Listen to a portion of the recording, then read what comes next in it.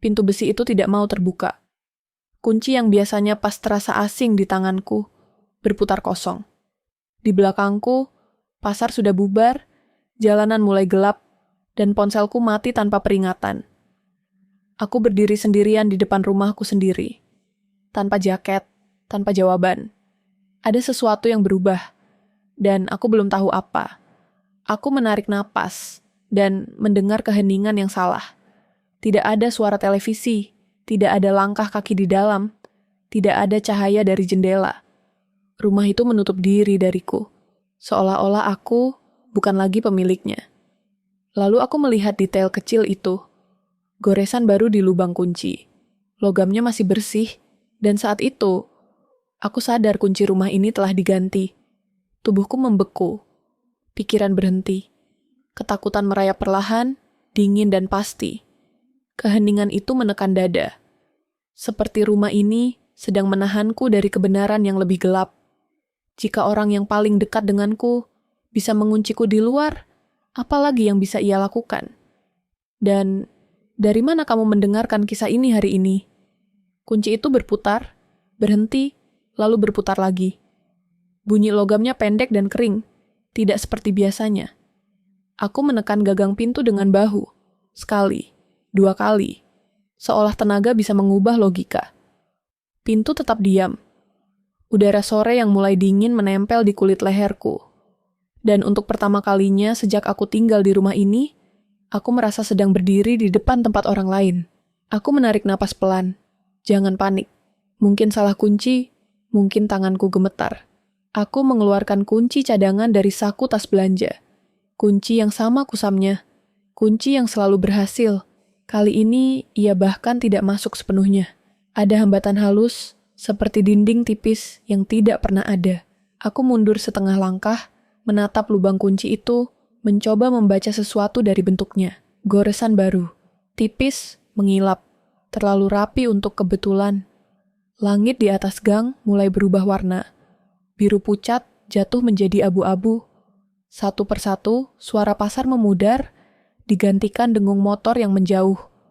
Aku berdiri dengan 2 kantong belanja yang berat, lengan pegal, kaki sakit, dan pikiran yang menolak menerima kesimpulan paling sederhana. Rumah ini milikku. Aku baru keluar 2 jam. Tidak ada alasan apapun. Aku mengangkat ponsel. Layar gelap. Aku menekan tombolnya berkali-kali, seperti mengetuk pintu lain yang lebih kecil. Baterai habis. Kebodohan kecil yang sekarang terasa seperti hukuman. Aku menatap pintu lagi.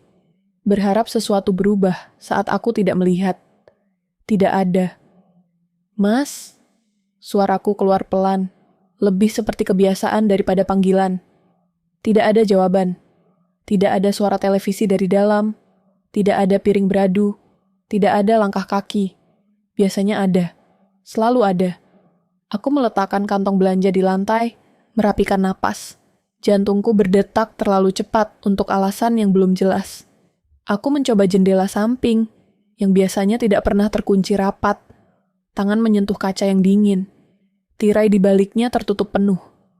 Tirai itu bukan yang biasa kupasang. Polanya berbeda. Lebih gelap. Jatuhnya lebih berat. Aku berdiri di sana lebih lama dari yang seharusnya. Memperhatikan detail kecil yang tiba-tiba terasa penting. Ini rumahku. Gumamku. Lebih kepada diri sendiri. Kalimat itu terdengar rapuh. Aku berjalan ke belakang, menyusuri tembok yang catnya mulai mengelupas. Pintu dapur terkunci. Kunci itu juga tidak cocok. Aku tertawa pendek tanpa humor. Suara yang cepat mati. Rasanya seperti seseorang sedang menggeser dunia sedikit ke kiri. Cukup untuk membuatku tersandung. Tetangga sebelah sedang menyiram tanaman. Selang air berbunyi konstan, menenangkan. Aku berdiri di pagar, ragu, lalu menyapa. Bu, lihat suami saya masuk tadi. Ia menoleh, senyumnya kaku. Oh, saya tidak perhatikan. Seharian di rumah? Tidak, kataku. Saya ke pasar. Ia mengangguk. Matanya melirik rumahku sebentar, lalu kembali ke potnya.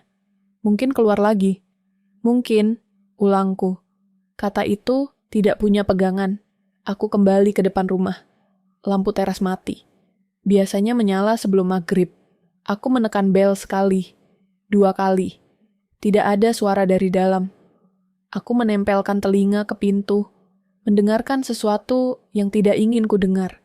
Hanya keheningan, tebal dan tidak ramah. Ingatan datang tanpa diminta. Rutinitas kecil yang selalu sama. Pagi dengan kopi di meja ini, sore dengan suara kunci yang sama, malam dengan pintu yang selalu terbuka untukku. Hal-hal itu terasa jauh, seperti cerita yang diceritakan orang lain. Aku mencoba mengingat apakah ada pertengkaran. Tidak ada. Percakapan terakhir kami biasa saja.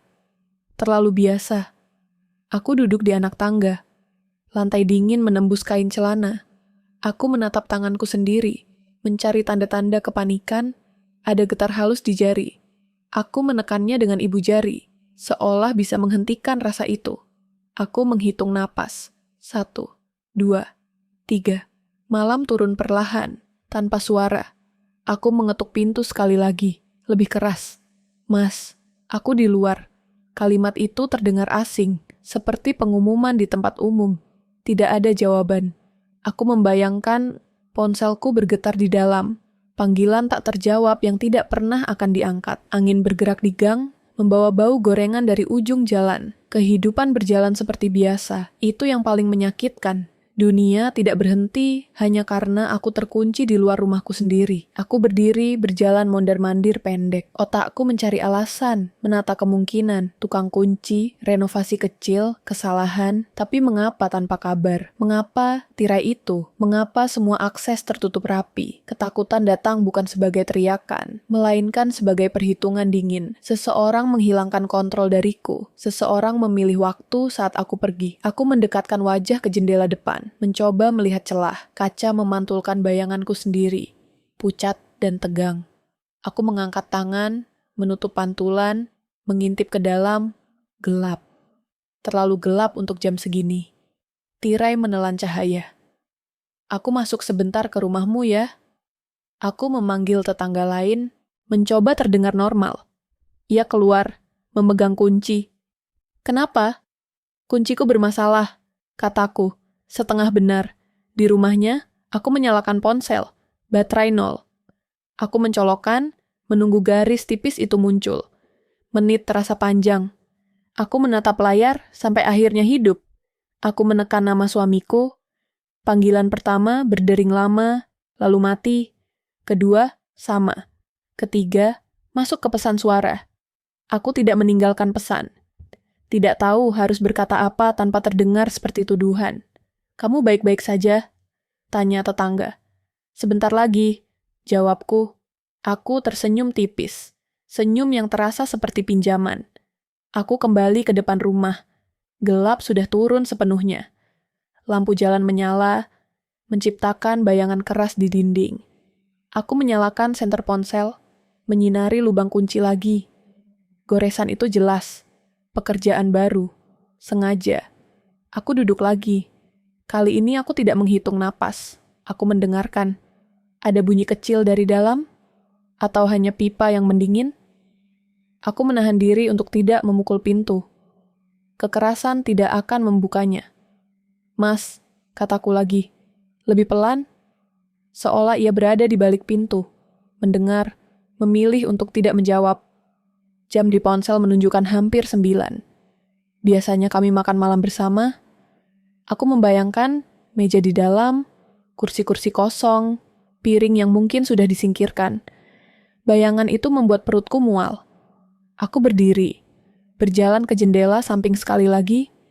Tirai itu sedikit bergeser oleh angin dari dalam, atau mataku yang ingin melihat sesuatu. Aku mendekatkan wajah, menempelkan tangan di kaca. Saat itulah aku melihatnya. Cahaya samar, bergerak perlahan di balik tirai, seperti seseorang berjalan melewati ruangan dengan lampu kecil. Tidak terang, tidak jelas, tapi ada. Jantungku berhenti sejenak, lalu berlari. Aku mundur 1 langkah, lalu 2. Udara terasa lebih dingin. Rumah itu hidup, dan ia memilih untuk tidak membukaku. Aku tidak tidur malam itu. Cahaya samar yang kulihat di balik tirai terus berulang di kepala, seperti bekas kilatan yang tertinggal di retina.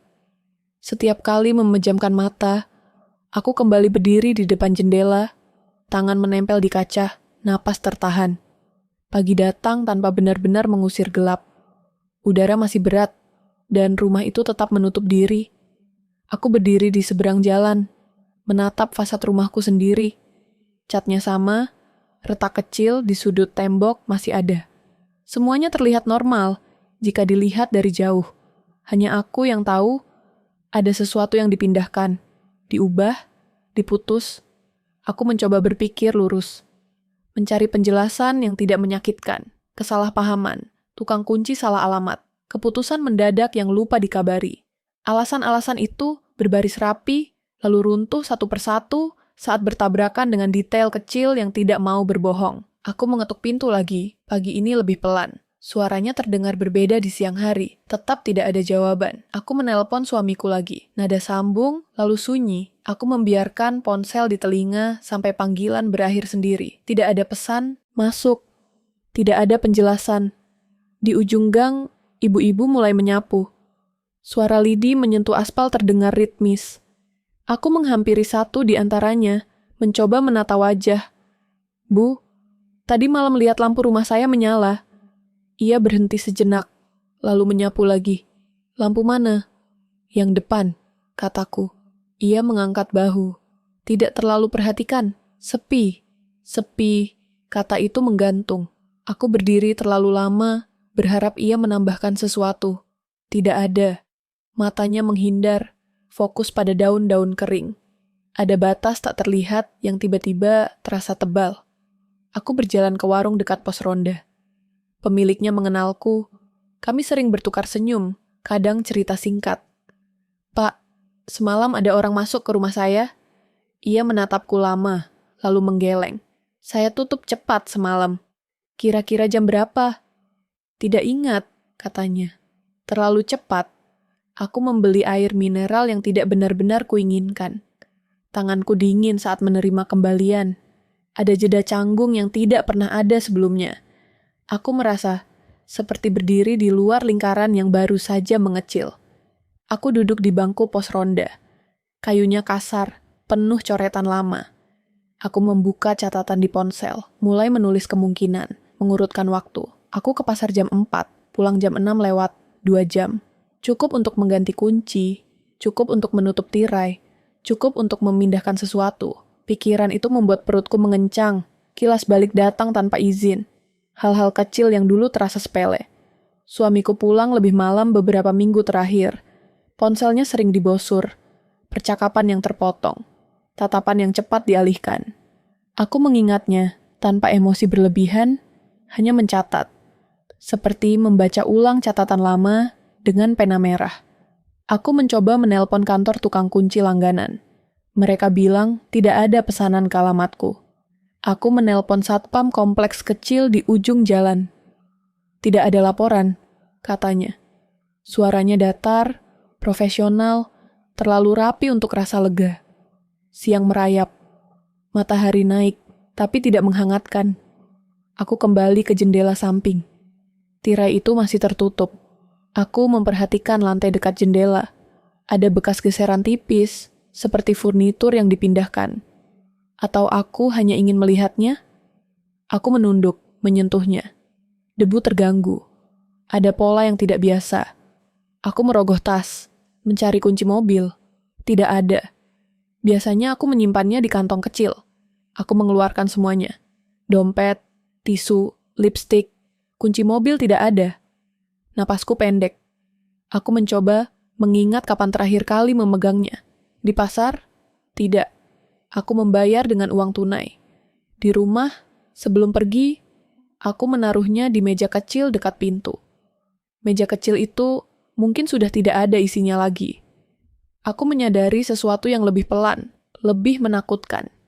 Barang-barang pribadiku mungkin sudah dipindahkan. Bukan dicuri. Dipilih. Disingkirkan. Pikiran itu menekan dari dalam, membuat tenggorokan kering. Aku pergi ke rumah orang tuaku. Membawa tas yang terasa lebih ringan dari seharusnya. Ibuku menatap wajahku lama. "Kamu kenapa?" "Kunci rumah diganti," kataku. Ayah meletakkan koran. "Diganti siapa?" Aku mengangkat bahu. Aku tidak tahu. Mereka saling pandang. Ada percakapan tanpa suara yang tidak diundang aku untuk masuk. Ibuku menyentuh lenganku. Mungkin salah paham. Mungkin, kataku lagi-lagi. Aku mandi, berganti pakaian. Air hangat menenangkan sebentar, lalu pikiran kembali. Aku memeriksa ponsel setiap beberapa menit. Tidak ada. Aku mulai merasa dipantau, meski tidak ada mata yang kulihat. Perasaan itu datang dari perubahan kecil. Tetangga yang tidak bertanya, warung yang terlalu cepat menutup cerita, rumah yang diam. Sore itu, aku kembali ke depan rumah.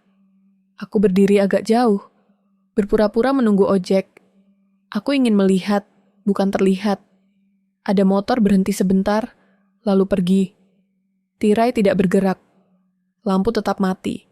Rumah itu memainkan peran kosong dengan sempurna. Aku mengetuk pintu sekali lagi. Kali ini, hanya untuk mendengar suaranya. Bunyi itu kembali ke telingaku, kosong. Aku menempelkan telinga.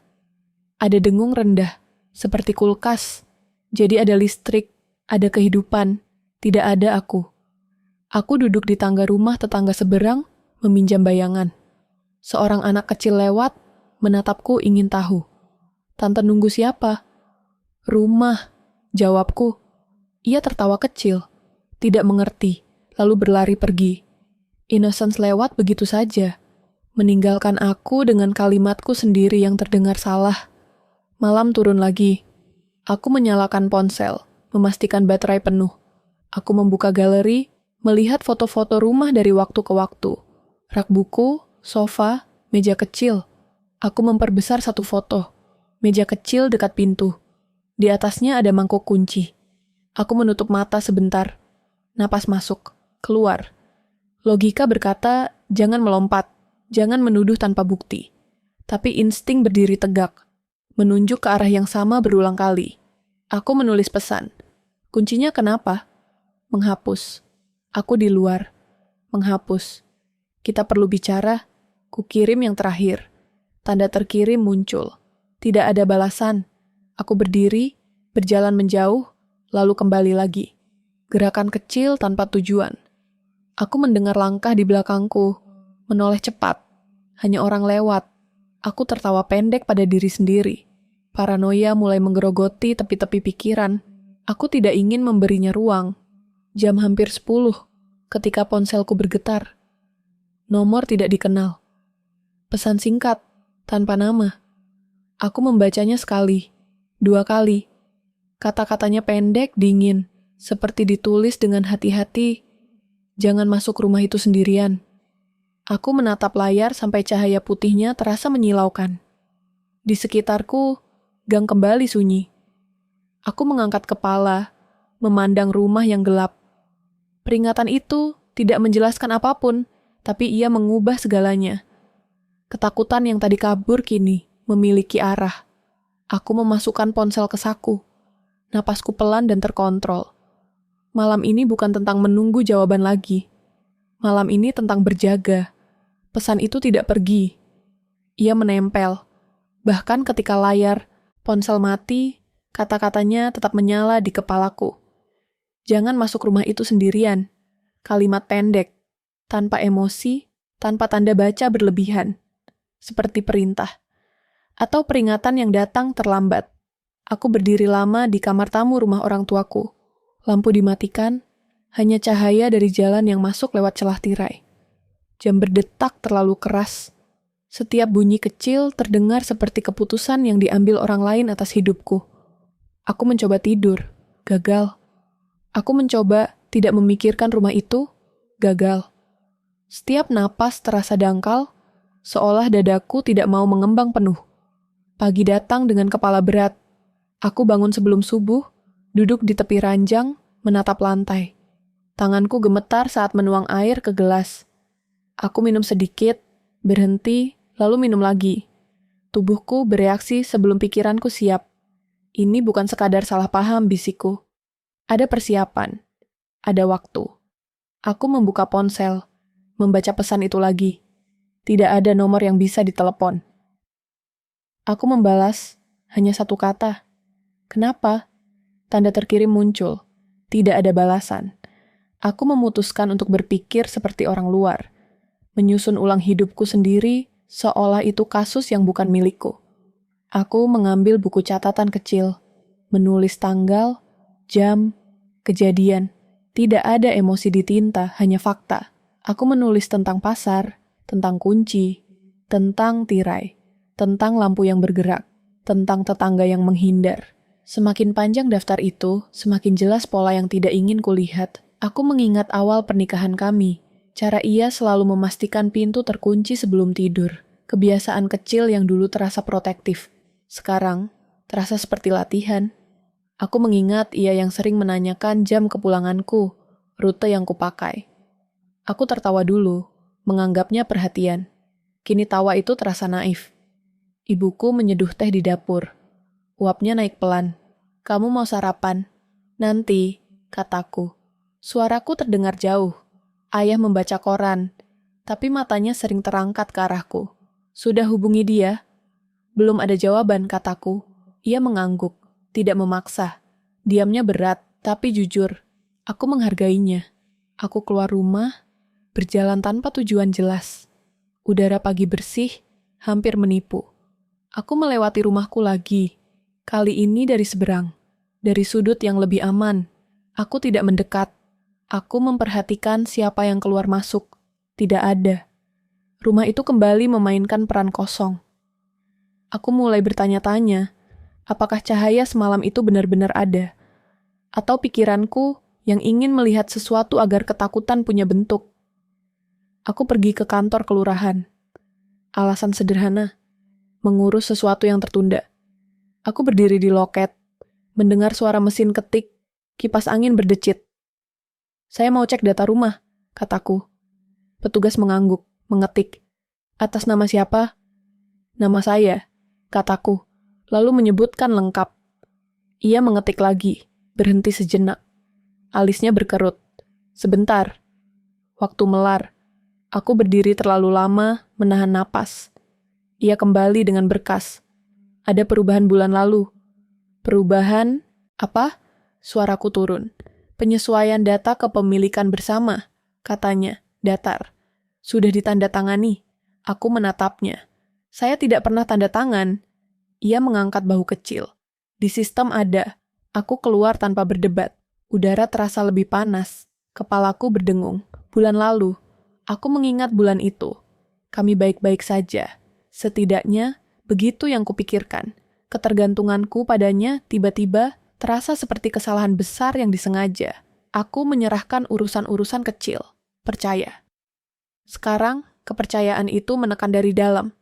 Seperti beban yang kupikul tanpa sadar. Aku duduk di bangku taman kecil dekat kantor. Anak-anak berlari, tertawa. Aku menatap tangan sendiri, mencoba merasakan sesuatu yang stabil. Ada rasa perih di dada. Bukan sakit tajam, tapi terus-menerus. Aku menyadari aku tidak marah. Belum.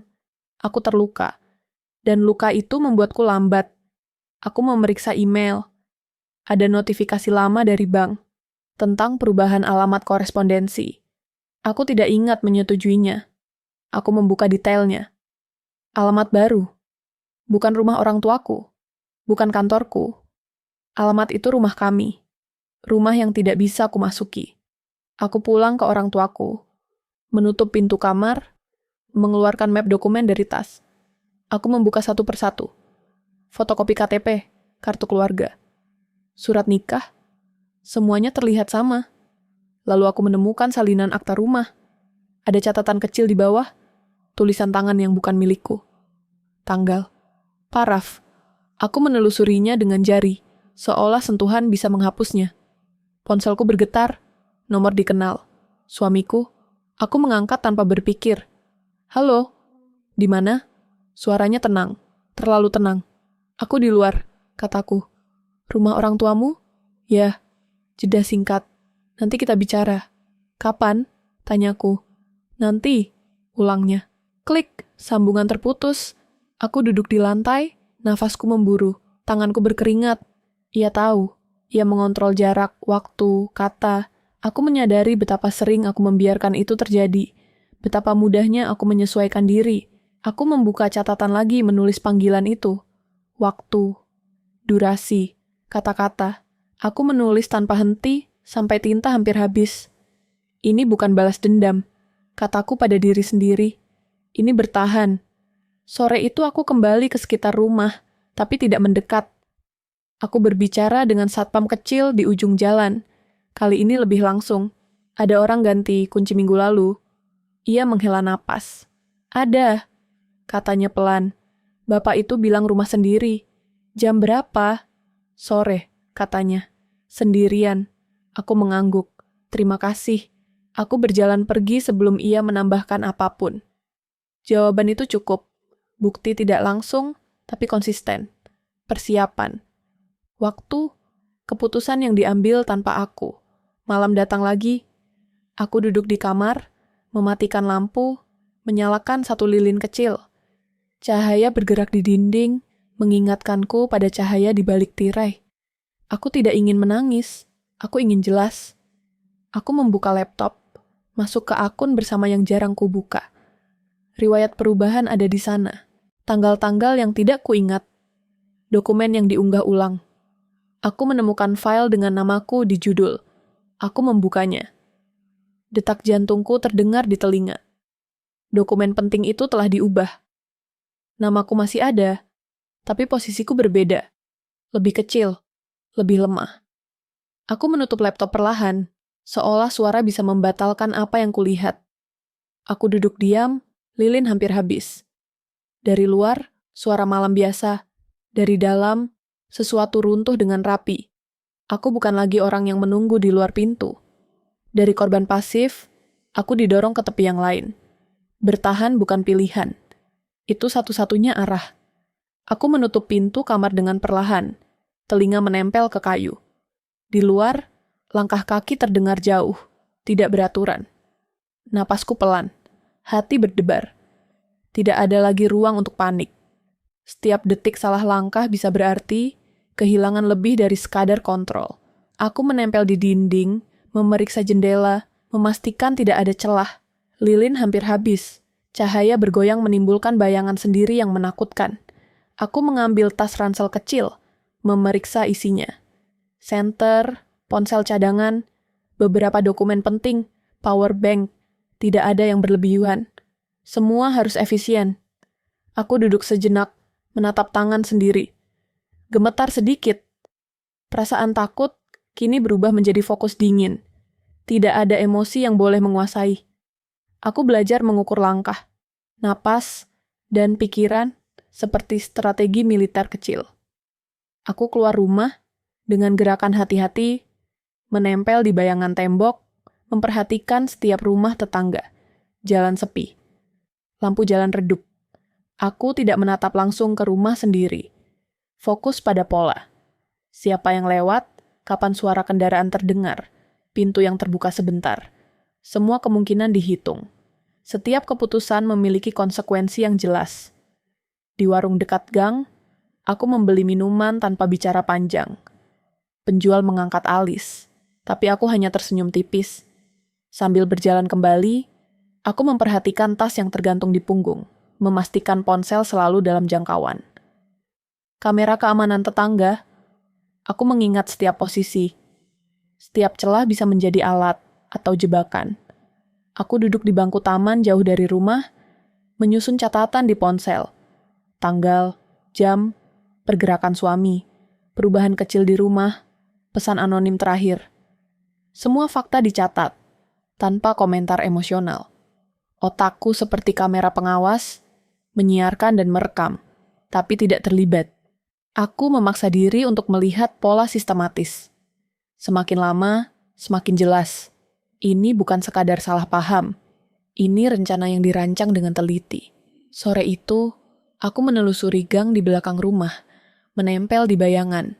Ada langkah kaki di kejauhan, lambat, terukur. Aku berhenti. Napas pelan, tidak ada lampu. Bayangan manusia terlalu simetris untuk kebetulan. Aku mundur perlahan. Langkah itu berhenti. Ada jeda panjang. Aku menunggu, mengamati. Aku masuk ke toko kelontong lain untuk berpindah posisi tanpa terlihat. Mata penjual menatapku sebentar, lalu kembali ke pekerjaan. Aku menulis lagi. Kemungkinan rencana, siapa yang tahu, kapan, dan bagaimana. Logika mengalir. Aku menyadari rumahku hanya bagian dari permainan. Setiap detail yang hilang, setiap tirai berbeda, setiap kunci yang diganti, semuanya bagian dari konstruksi yang lebih besar. Malam mulai turun. Aku kembali ke depan rumah, menempel di dinding tembok di seberang. Lampu jalan redup, jendela rumah gelap, senter di saku, tangan di atasnya. Napasku pelan, teratur. Aku melihat bayangan samar di jendela lantai 2. Bukan cahaya yang kusangka sebelumnya. Ada gerakan cepat, terkontrol, manusia. Aku menahan napas. Pesan-pesan sebelumnya berputar di kepala. Perasaan dipantau, dikontrol, dimanipulasi. Aku menyadari sesuatu yang lebih besar. Aku bukan satu-satunya yang menjadi target. Ada pola lain, orang lain, kemungkinan yang tidak terlihat. Dunia terasa sempit. Setiap sudut bisa menjadi ancaman, setiap tetangga bisa menjadi saksi atau bagian dari rencana. Aku menempel di dinding lebih dekat, memeriksa jalan lain di belakang. Angin dingin menyusup, membelai leher, tetapi aku tetap diam. Fokus, strategi. Aku tahu langkah berikutnya harus tepat. Tidak ada lagi ruang untuk keraguan. Malam ini bukan hanya tentang bertahan untuk diriku sendiri. Ini baru permulaan dari sesuatu yang jauh lebih besar. Aku menunduk sejenak, napas panjang, dan melihat rumah di depan lagi. Semua sepi, semua diam. Tapi aku tahu, ada yang lain, target lain, dan aku belum tahu siapa. Aku menunggu di bangku taman, jauh dari lampu jalan. Suara daun yang tergesek angin terdengar jelas. Tiap retakan ranting seperti kode rahasia. Napas pelan, hati tegang, tangan menyentuh saku, merasakan senter, ponsel, dokumen penting. Aku tidak tahu siapa yang akan datang, tapi insting bilang ada yang benar-benar datang. Langkah kaki ringan terdengar dari sisi lain taman. Aku menoleh perlahan. Sosok itu muncul dari bayangan, bergerak hati-hati, tidak mencolok. Matanya menatapku sekilas, penuh perhitungan, lalu menunduk, menyerahkan sesuatu. Sebuah amplop coklat tipis tanpa nama. Aku menerima dengan tangan gemetar, menempel di saku jaket. Buka di tempat aman, katanya pelan. Suaranya tenang, tidak ada nada dramatis. Aku mengangguk, mencoba menenangkan diri. Kenapa bantu saya? Tanyaku, lebih kepada fakta daripada emosi. Ia tersenyum tipis, hampir tidak terlihat. Kamu butuh tahu. Aku juga tidak ingin terlihat. Lalu ia pergi, menghilang di antara bayangan pepohonan. Tinggal aku sendiri. Telinga tetap waspada terhadap suara yang terlalu tenang. Aku membuka amplop. Beberapa dokumen, catatan singkat, foto-foto rumah, kunci cadangan, catatan waktu aktivitas suami. Pola yang sama, sistematis. Setiap catatan membentuk teka-teki yang tidak ingin kulihat, tapi aku harus menghadapinya. Napasku pendek, jantung berdegup, tapi aku mencoba tetap tenang. Tidak ada tempat untuk panik. Aku duduk di bangku, membaca lagi, mencatat ulang. Informasi itu membuka lapisan baru. Bukan hanya kunci rumah, bukan hanya tirai yang diganti. Ada pergerakan yang lebih luas.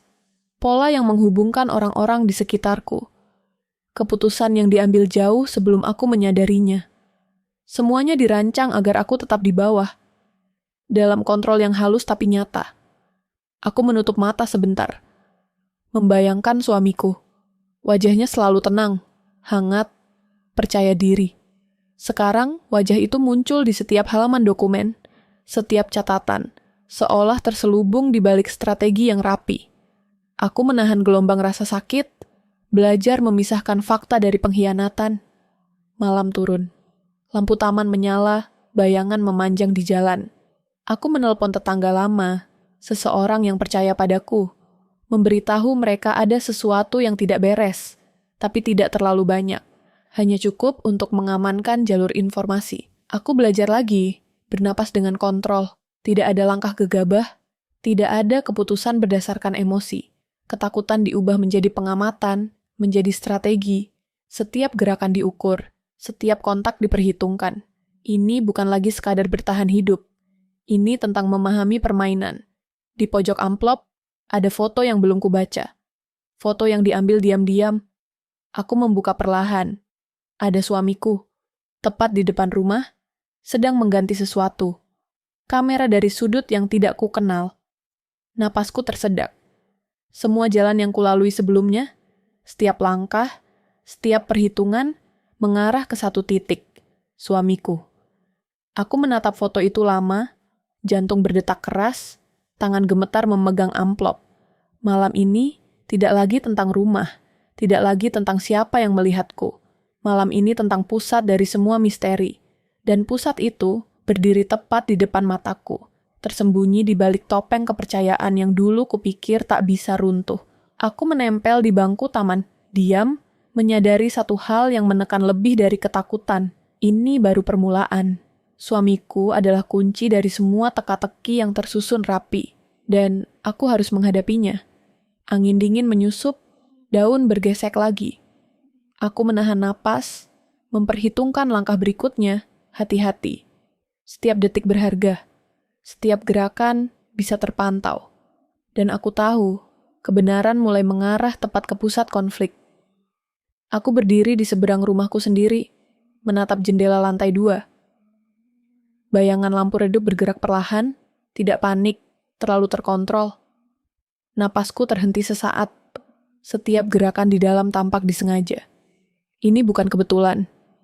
Ini adalah pola. Bukti yang sebelumnya samar kini menguat, saling bertaut, membentuk jalur manipulasi yang rapi.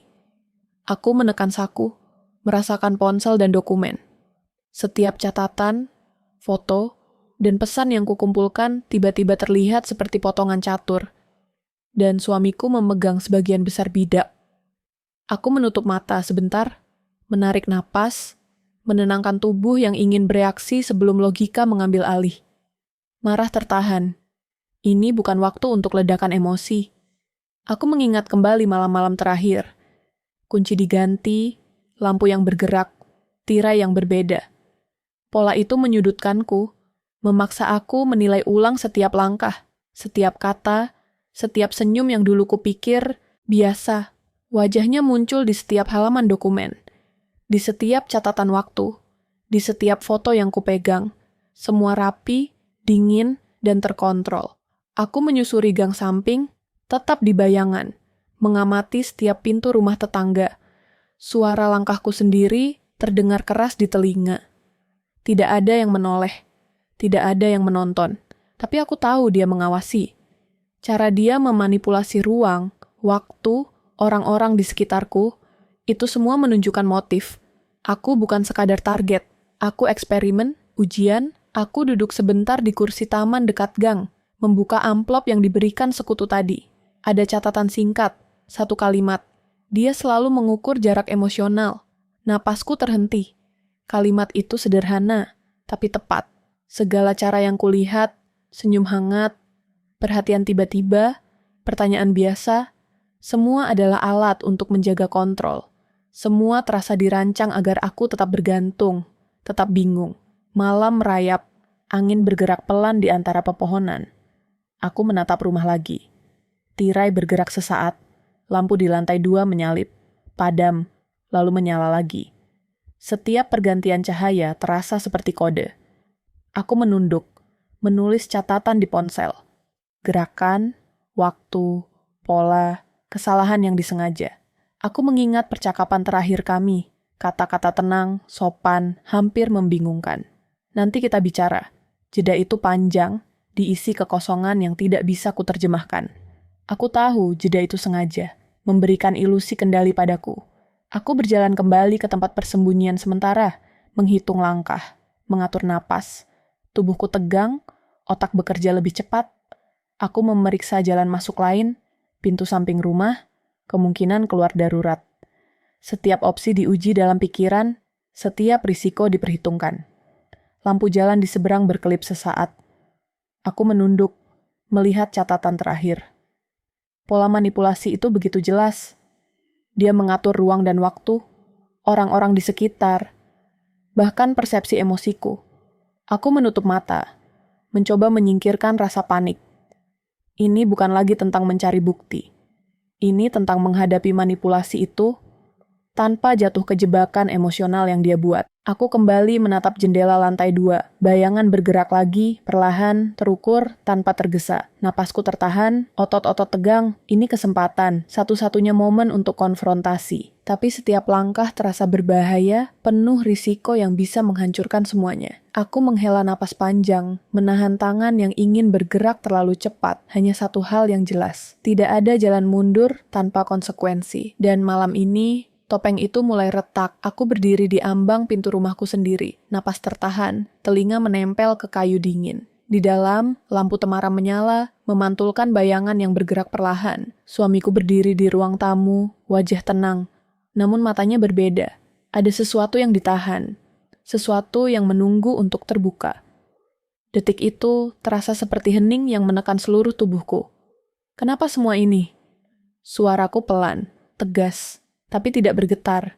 Ia menatapku, diam, sejenak, lalu menyahut dengan nada datar, seolah menimbang setiap kata. Kamu tidak akan mengerti jika aku jelaskan sekarang. Aku melangkah perlahan, mata tetap menempel padanya. Setiap gerak tubuhnya adalah kalkulasi. Aku ingat semua bukti yang kukumpulkan, catatan, dokumen, foto diam-diam, pola yang menunjukkan manipulasi bertahun-tahun. Semua itu sekarang menguat, membentuk satu gambaran yang tidak bisa diabaikan. Aku menutup pintu di belakangku, dan untuk pertama kalinya, aku merasa dunia ini menyempit menjadi satu ruang. Ruang konfrontasi. Napasnya berat, tapi aku menahan diri untuk tidak panik. Fokus. Semua strategi, semua pengamatan, semua catatan selama berminggu-minggu membawaku ke sini. Aku tidak lagi korban. Aku pengamat. Aku pengambil kendali. Ia melangkah mendekat. Perlahan, seolah menguji batas. Kamu pikir kamu tahu semuanya? Katanya. Suaranya tenang, dingin. Aku tahu cukup, jawabku. Suara lebih keras dari yang kurasakan. Cukup untuk menghentikan permainan ini. Langkahnya berhenti. Mata kami bertemu. Aku melihat topeng yang selama ini menutupi motifnya, mulai retak. Ada kepanikan kecil di balik kontrolnya yang sempurna. Tapi ia tidak mau menunjukkannya sepenuhnya. Aku mendekat, membuka tas kecil yang kubawa, mengeluarkan dokumen yang membuktikan manipulasi, tanda tangan palsu, perubahan data kepemilikan, pola pengawasan, semua teratur, rapi. Ia melihat dokumen itu, napasnya tertahan sebentar. Aku menatapnya, menunggu reaksi yang selama ini kuprediksi. Pengakuan, penolakan, atau serangan balik. Ini tidak harus terjadi, katanya akhirnya. Nada suaranya masih datar, tapi ada getaran tipis yang tidak bisa ditutup. Tapi sudah terjadi. Jawabku perlahan menata setiap kata, dan aku tidak akan membiarkan ini berlangsung lagi. Kami berdiri berjarak beberapa meter. Detik-detik terasa lebih lama dari jam. Setiap gerakannya, setiap napasnya aku catat. Tidak ada ruang untuk salah langkah. Ini bukan lagi tentang marah, bukan tentang sakit hati. Ini tentang kebenaran, tentang keadilan yang harus diambil dengan tanganku sendiri. Aku membuka dokumen lain. Foto-foto, rekaman diam-diam, catatan perubahan tirai, kunci, jadwal, semua rapi membentuk bukti tak terbantahkan. Ia melihatnya, menelan kata-kata yang ingin keluar. Aku melihat mata yang selama ini kukenal berubah menjadi wajah orang asing. Apakah ini... Suaranya serak, hampir terbata. Ini kenyataan, kataku. Dan aku memilih untuk menegakkan keadilan. Ia menunduk, menyerah pada fakta yang tak bisa dibantah. Tapi aku tahu, keadilan tidak datang tanpa pengorbanan.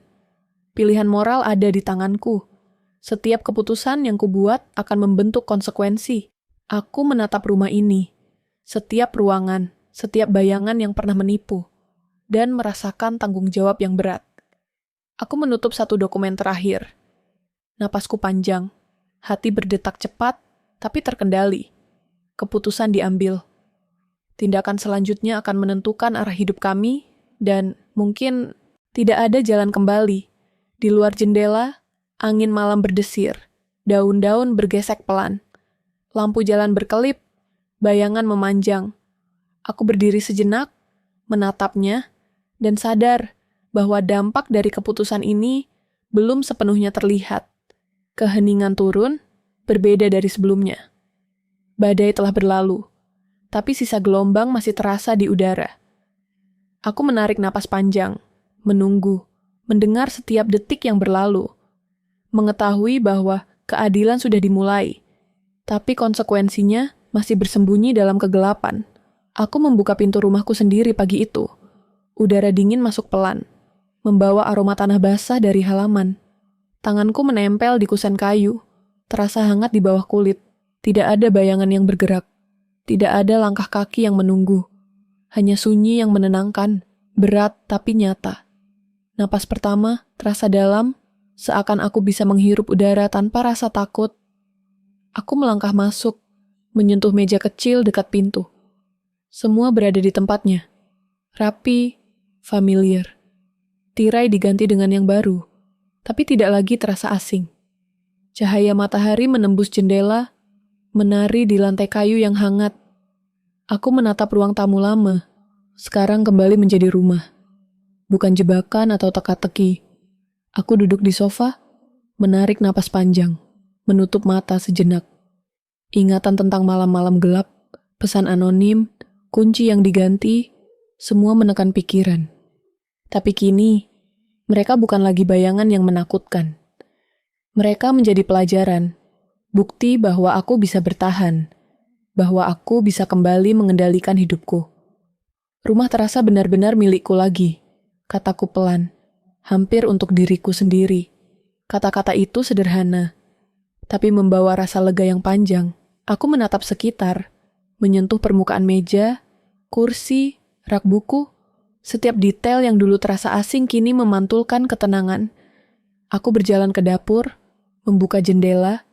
Angin pagi masuk, membelai rambut, membawa suara burung dan kendaraan yang lalu lalang. Aku menyeduh teh, menunggu uap hangat naik, menghirupnya perlahan. Tubuhku mulai rileks. Ketakutan yang menempel lama di dada perlahan larut, digantikan kewaspadaan sehat yang baru. Aku duduk di meja makan, menulis di buku catatan. Bukan lagi catatan pengawasan atau strategi bertahan, tapi refleksi. Apa arti kepercayaan, batasan, dan pilihan yang kuambil. Aku belajar bahwa keadilan bukan berarti lupa, tapi memberi ruang untuk bernapas. Napasku panjang, teratur. Setiap tarikan udara membawa rasa lega kecil, pelan tapi pasti. Di kamar, aku menata kembali lemari. Setiap barang pribadi di tempatnya. Foto-foto lama, catatan harian, benda kecil yang dulu terasa sepele kini menimbulkan rasa aman. Aku tersenyum tipis. Rumah ini, dengan dindingnya yang tenang, lantai kayu yang hangat, dan jendela yang membiarkan cahaya masuk, menjadi ruangku sendiri lagi. Aku membuka jendela belakang, melihat halaman. Pepohonan bergoyang lembut, bayangan mereka menari di tanah. Angin membawa suara kehidupan, bukan ancaman. Aku menelan napas panjang, membiarkan sunyi menyelimuti. Aku duduk di teras, tangan di lutut, pikiran mengalir tanpa henti. Semua luka masih ada, tapi mereka tidak lagi menahan. Aku menatap langit senja. Cahaya lembayung masuk melalui jendela. Aku menyadari bahwa membangun kembali rasa aman bukan tentang menghapus masa lalu, tapi menatanya ulang di dalam diriku.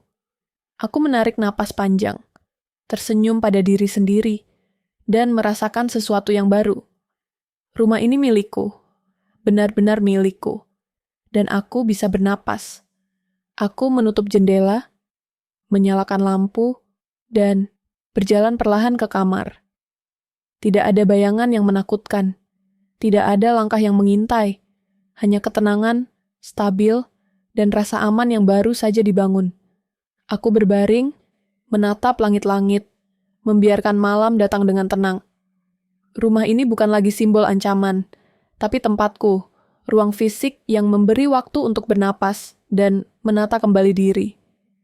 Aku menarik napas terakhir sebelum tidur, menutup mata, dan merasakan kedamaian yang perlahan menyelimuti. Semua keputusan, semua pengorbanan, telah memberi ruang untuk memulai kembali. Rumah ini adalah titik awal, bukan akhir. Dan untuk pertama kali, dalam waktu yang lama, aku merasa utuh.